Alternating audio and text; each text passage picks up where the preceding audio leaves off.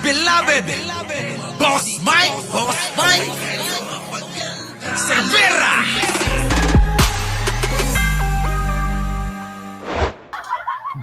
Eto na. Mga kababayan ko, ang mag-best friend. Oo. Totoo ba? Oo. Ano masasabi nyo? Mga kababayan ko, eto na. Sa video ngayon sa social media. Laka, eto na ho. Eto na. Eto na! Grabe to ha. Eto na, mga kababayan ko, mag-best friend daw. Si Sara Duterte at saka si Atty. Claire. Paano nyo nasabi? Paano nyo nasabi? Ay, nako. Pero bago yan, mga kababayan ko, mga kababayan, naku, nawala na. Oo, nawala na, Boss Mike. Ha? Nawala na ba? Oo, nawala na. Oo, hindi nakasali. Oo, padali. Oo, wala na. Oo. Bago yan, mga kababayan, ulitin ko lang. Sa mga hindi pa ho nakapag-like, share, and subscribe sa channel na to para po lagi kayong updated, wag nyo nang patagalin. Eto na. Pasok. May kumakalat na video ngayon sa social media ng Vice Presidente. Sabi niya, hindi ko best friend si Claire Castro. Wala. Ay! Hindi daw, ayan ha. Hindi daw, kasi daw may kumakalat daw na mag-best friend sila. At natanong nga yan kay Sara Duterte. Grabe to, matindi to ha. May nagtanong kay Sara Duterte. Sabi, kamusta na raw yung best friend? Oo, kasi mag-best friend daw sila. Yan daw yung kumakalat. Ngayon, tinanong kay Atty. Claire kung ano masasabi niya. So, eto na mga kababayan ko. Eto na! Eto na. May kumakalat na video ngayon sa social media ng Vice Presidente. Sabi niya, hindi ko best friend si Claire Castro. Wala akong best friend na ganyan mag-isip. Ay, nako, Atty. Claire, binanatang ka pala. Hindi ko, sabi ni Sara, hindi ko best friend si Claire Castro. Wala akong ganyang best friend mag-isip. Nako! Atty. Claire, parang iniinsulto ka. Di ba, no? Parang iniinsulto si Atty. Claire dito ni Sara. Bakit ganun? Attorney, ano ngayon ang masasabi mo dito sa banggit na yan na wala daw siyang best friend na katulad mo raw mag-isip? Ang kapal, no? Ang kapal ng mukha ni Sara Duterte. Pero mas maganda yung sagot ni Atty. Claire pakinggan natin. Ano ba kuwasan yung BFF ninyo? Your thoughts? Oo, totoo naman. Admitted na hindi kami pwedeng maging best friends. Totoo pala. Totoo pala na hindi pala talaga admitted daw na hindi sila pwede. Hindi kami pwedeng mag-best friend.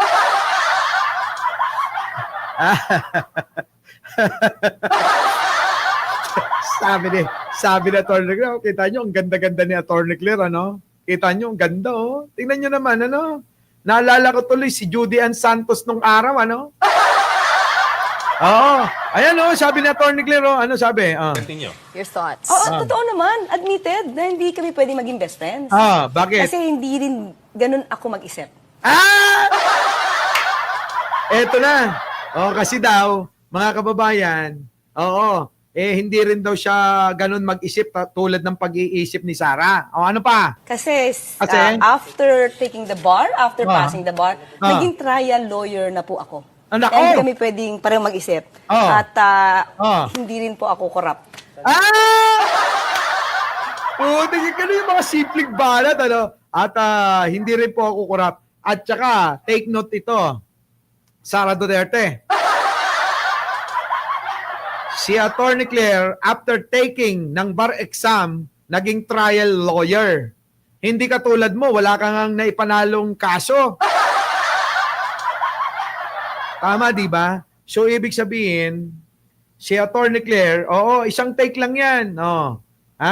Matapos yung bar exam, mga kababayan ko, naging trial lawyer na. Marami nang napanalo, marami na hong mga kaso ang pinagtanggol, Kaya na-practice niya yung kanyang profesyon. Tama, mali? Di ba? Tama. Ngayon, si Sara Duterte naman, hindi na ho. Niloklok na ho at pinatakbo na hong mayor. So, yung pagiging abogado niya, hindi ho niya na-practice.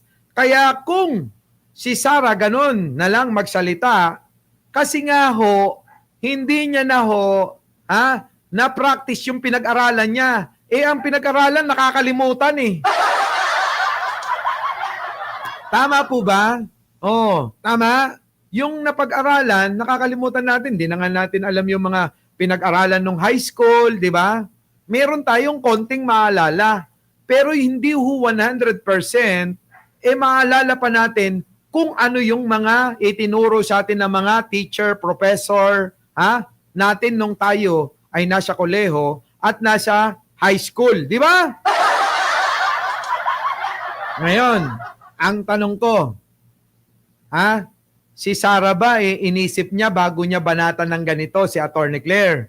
'Di ba? Tingin ko hindi rin niya inisip na si Attorney Claire may ibabanat sa kanya pabalik. Tama, mali? May ibabanat si Attorney Claire sa kanya pabalik, mga kababayan ko. Ito, panoorin nyo. Panoorin nyo ng buo, ha? Mga kababayan, bago natin reaksyonan, yung pong bandang dulo. Kasi malupit ho eh. Malupit yung banat ni Attorney Claire dito. Mga kababayan ko, ha? Lupit. Lupit. Ito na, mga kababayan, panoorin nyo ng buo, ha? Ito na. May kumakalat na video ngayon sa social media ng Vice Presidente. Sabi niya, hindi ko best friend si Claire Castro. Nako. Wala akong best friend na ganyan mag-isip. Nako! Magbawasan yung BFF ninyo. Your thoughts? Totoo naman. Admitted na hindi kami pwede maging best friends. Kasi hindi rin ganun ako mag-isip. Nako! Kasi after taking the bar, after passing the bar, naging trial lawyer na po ako. Kaya hindi kami pwedeng parang mag-isip. At hindi rin po ako corrupt. Kaya hindi kami pwedeng magpareho. Why emphasize on the trial lawyer? Iba po kasi yung mindset ko.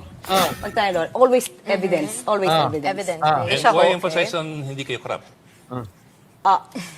Hindi kasi ako corrupt. What are you trying to imply? Wala akong confidential funds. Kaya magkaiba kami. Di ba? Wala ka talaga, Buday. Nakita mo yung sinabi niya? Di ba? Yari ka. Yari ka. Sabi, mga kababayan, naging trial lawyer ako. Na-practice ko. At hindi po ako politiko. At hindi po ako corrupt. So parang sinasabi ni Attorney Claire, corrupt ka eh. Sara Duterte corrupt. Totoo naman kasi yun naman yung mga sinisigaw ng tao eh. Tama? Yun naman talaga eh. Sasabihin, naninira ka, Claire Castro.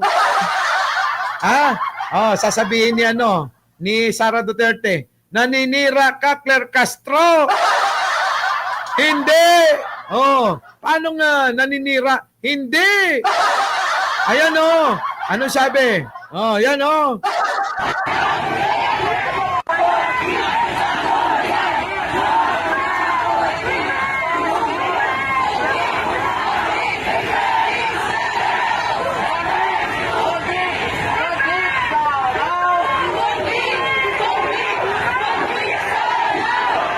kita nyo? Yan po sinisigaw eh. Impeach! Impeach! Impeach! Sara, no!